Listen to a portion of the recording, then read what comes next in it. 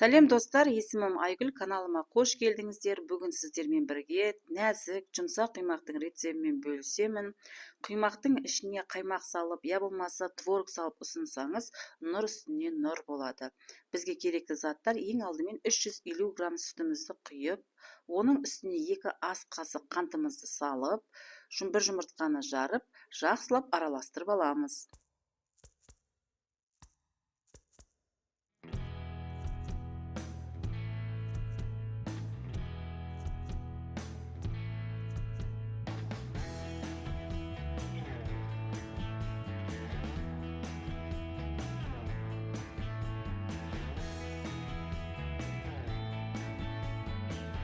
Екі жүз грамм ұнымызды қосып, тағы да жақсылап араластырамыз.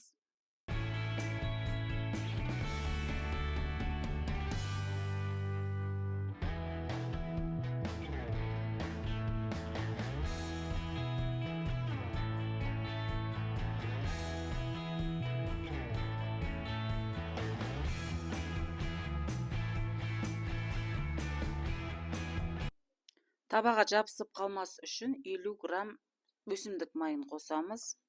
Оның үстіне 1 шай қасық ас содасын салып араластырамыз.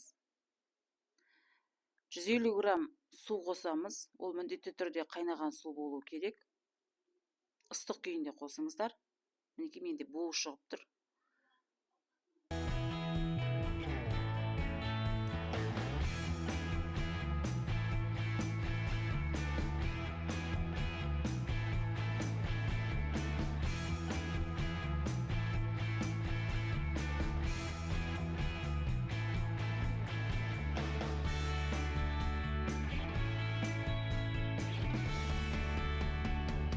Мінекей құймақтың құрамы өте қарапайым. Одан кейін табаны қыздырып, бір ожауын құйып, осылай дөңгелете отырып пісіреміз.